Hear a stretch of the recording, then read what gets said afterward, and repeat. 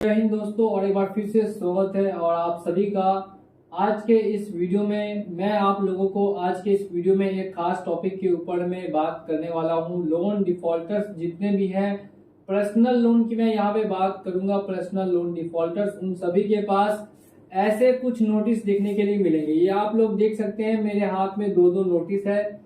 एक notice English में लिखा हुआ है, एक नोटिस हिंदी में लिखा हुआ है।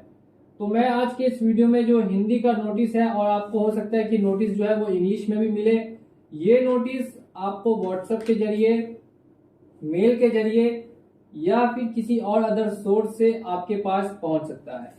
तो अगर ऐसा ही कुछ नोटिस हर एक डिफॉल्टर को पहुंचता है तो ये मेरा नोटिस है जो मुझे आया है लोन डिफॉल्ट करने पे। और अगर हो सकता है कि आपने भी कहीं से लोन लिया हो तो आपको भी डिफॉल्ट करने पे इस तरीके का नोटिस देखने के लिए मिले।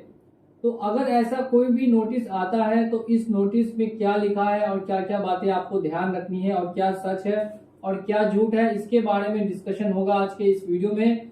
तो वीडियो को लास्ट तक वॉच करते रहिए, बहुत ही इंपॉर्टेंट वीडियो है। साथ ही में अगर चैनल पे जितने भी लोग नए हैं, जिन्होंने सब्सक्राइब नहीं कर रखा है, तो वो लोग चैनल को सब्सक्राइब करके और बेल आइकन को प्रेस कर दें। देखिए, सबसे पहले तो यहाँ पे रेफरेंस नंबर यानी कि संदर्भ संख्या लिखी हुई है, मेंशन की गई हुई है। नीचे में नाम और पूरा पता लिखा होगा सेवा में, उसके बाद नाम और पूरा पता। ये मेरे पास आया है अटॉर्नी ARNS एडवोकेट्स के द्वारा। आपको KS legal Udit Narayan advocates या ये अटॉर्नी एडवोकेट्स के द्वारा ये आ सकता है। ये किसी एक लॉ कंपनी का, लॉ फर्म का नाम होता है जो बैंक या फिर NBFC हायर करती है आपको नोटिस सेंड करने के लिए। ठीक है, अब यहाँ पे ऋण संख्या है और जो मेरा अमाउंट यहाँ पे डिफॉल्ट दिखा रहा है वो टोटल 1,22,000 रुपए का अमाउंट जो है वो डिफॉल्ट है। अब लिखा है हमारे क्लाइंट मोबीक्विक सिस्टम लिमिटेड के निर्देश तहत आपका पंजीकृत यूनिट और ये दिस डेट क्या मैंने 1,22,000 डिफॉल्ट किया। सबसे पहला, हमारा ग्राहक अपने प्लेटफॉर्म मोबीक्विक के माध्यम से मोबीक्विक जिप के तहत अपने ग्राहकों को ऋण की सुविधा देता है, जिसे बाय नाउ पे लेटर प्लेटफॉर्म भी कहा जाता है। ये ऋण बैंकों और गैर बैंकिंग वित्तीय संस्थानों यानी कि NBFC द्वारा उनके विवेकाधार का प्रदान किए जाते हैं एक सुविधा प्रदाता के रूप में हमारे ग्राहक की भूमिका। अब ये बता रहे हैं कि इनके कंपनी के बारे में कि बेसिकली इनकी कंपनी क्या है, क्या नाम है और क्या करती है।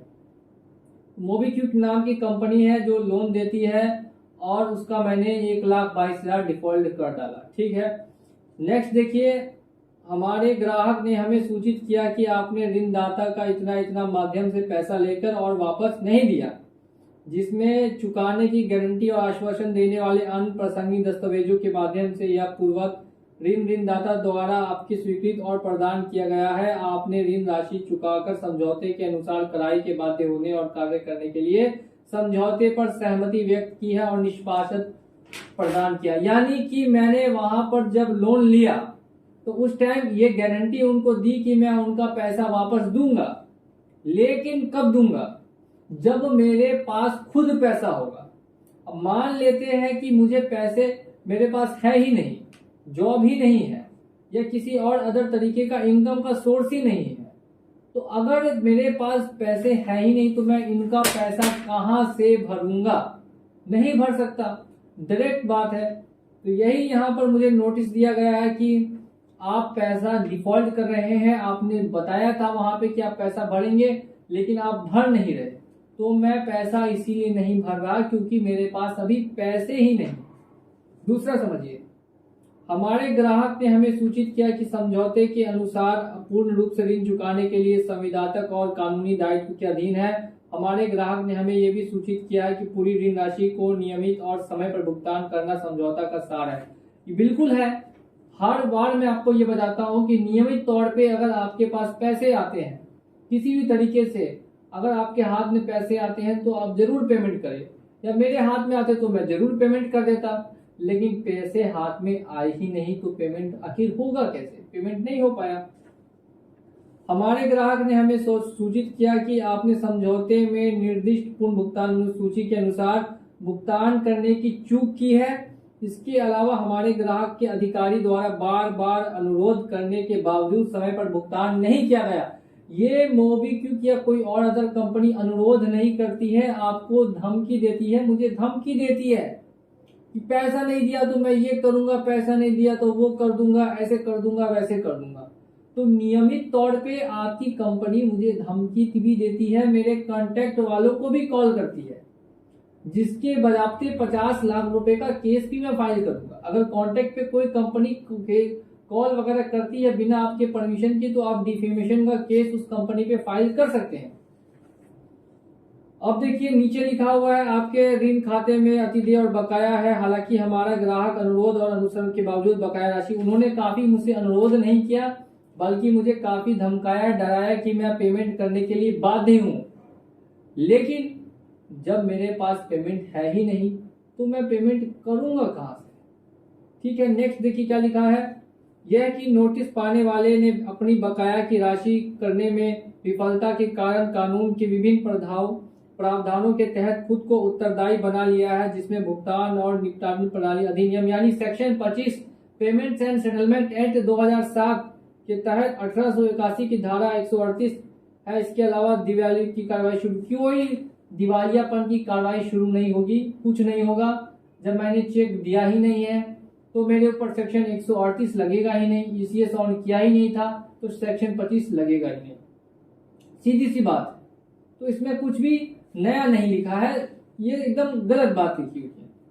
नेक्स्ट देखिए कि आप नोटिस पाने ने आपको गलत लाभ और हमारे मुवक्किल को गलत नुकसान पहुंचाया है, जिससे भारतीय दंड संहिता की धारा 405 के तहत विश्वास के आपराधिक उल्लंघन के लिए भारतीय दंड संहिता की धारा 415 के तहत धोखा देने के लिए खुद को उत्तरदायी, यानी मेरे ऊपर सेक्शन 405 चीटिंग का केस, मेरे ऊपर सेक्शन 415 यानी कि मैंने इनका विश्वासघात किया, धोखाधड़ी, इसका केस, और उसके बाद सेक्शन 422 के तहत बेईमानी का केस।